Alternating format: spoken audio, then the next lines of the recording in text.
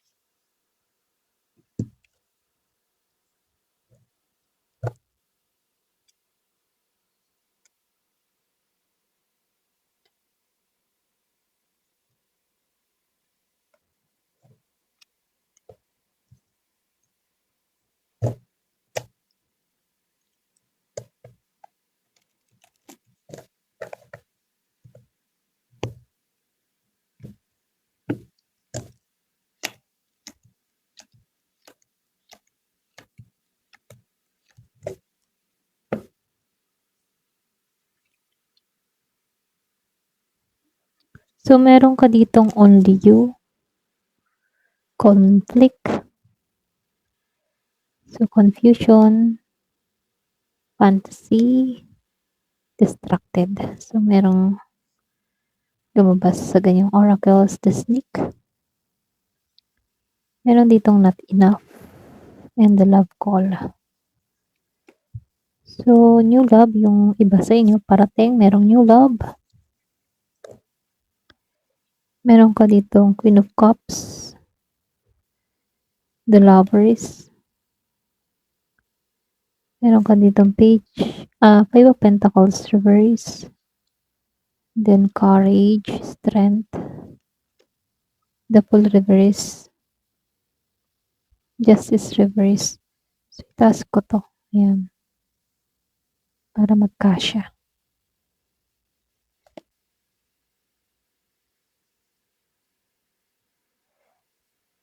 Then, Ace of Wands reverse at Ten of Cups.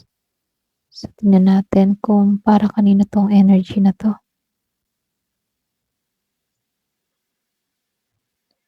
So, dito, no, lumabas sa Oracle card yung only you. So, meron ditong devoted, attached, or crave. Kumbaga dito, no, parang may nakatingin, nakapokus. May tao dito na malakas pa rin yung attachment sa'yo.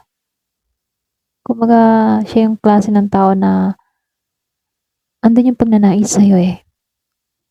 Hindi basta-basta nawala yung yung connection sa isip ng tao na to or yung damdamin niya sa'yo, okay? Nakatuon siya sa'yo. Only you. So, lumabas lang tong conflict. Then, sa confusion, kumbaga dito, merong pagkakaiba sa inyong dalawa eh. Kahit ba meron kayong feelings sa isa't isa, magkaiba kayo sa pag-uugali, maging sa pananaw, or pwede rin sa sitwasyon, kaya nagkakaroon kayo ng banggaan dito. Yung iba sa inyo, okay? So, meron lang nakikitang tao dito na may pagkalito. Nalilito siya dito sa confusion. May time na hindi niya alam kung ano ba yung tamang gagawin dito or pwede rin hindi niya alam kung paano ba harapin yung nararamdaman niya. Okay? Hindi siya sure, hindi siya sigurado. Ganon. So, dito, merong fantasy, daydreaming, imagining, fantasize.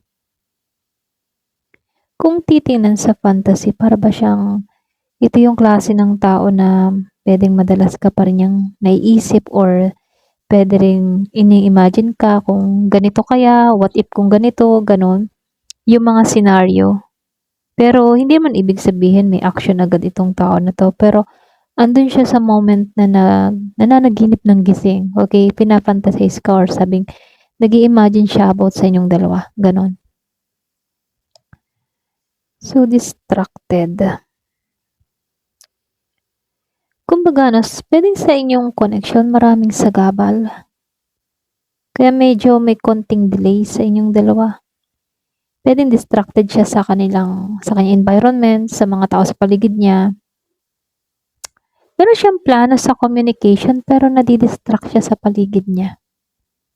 Kaya may konting delay ha, yung iba sa inyo. So, lumalabas merong ahas dito. Kumbaga, mag-ingat. Para bang pinag-iingat ka dito. Competition and enemy, the other woman.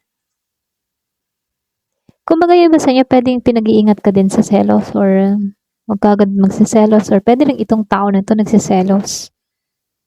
Para bang meron ditong kompetisyon na nangyayari or posible din may nanghimasok sa inyong dalawa na ibang tao, no?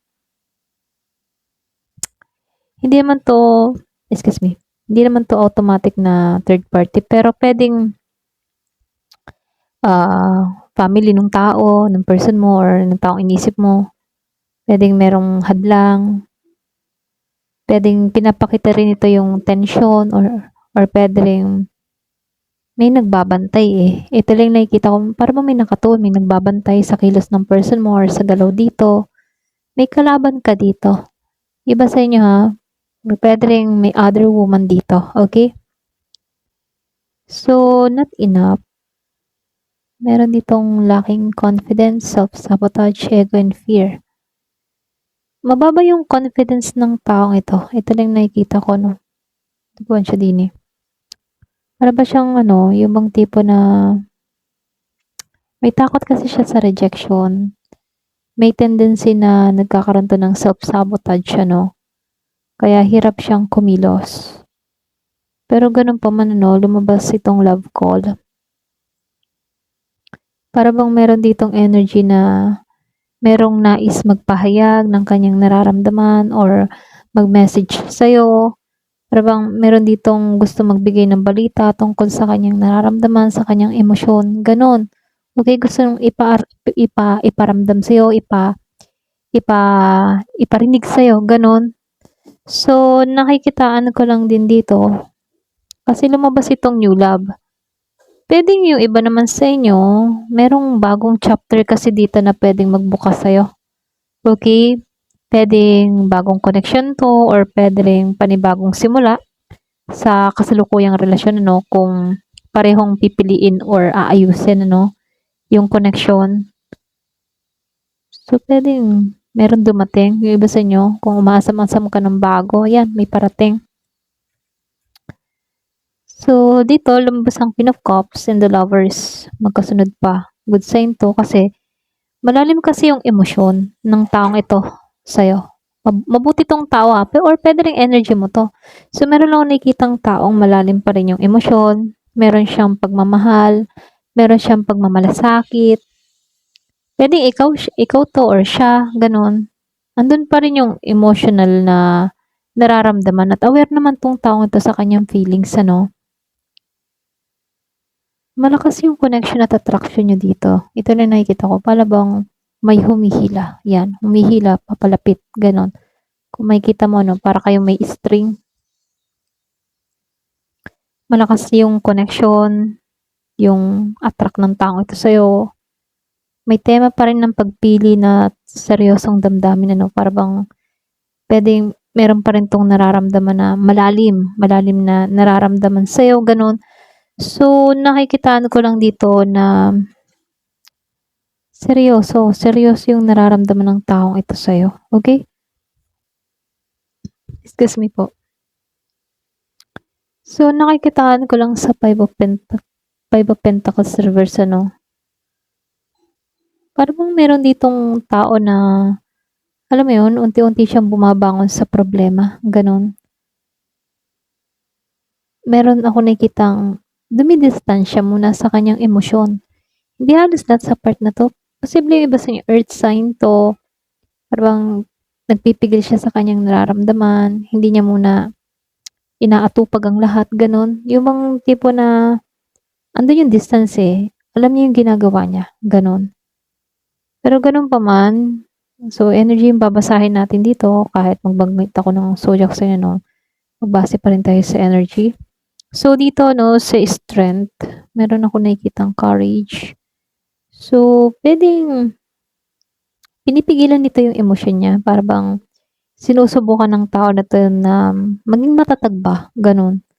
Andun yung self-control, andun yung tiyaga ng taong ito. Kaya lang dito sa The Fool kasi, yun nga lang mali sa kanya, takot siya magsimula.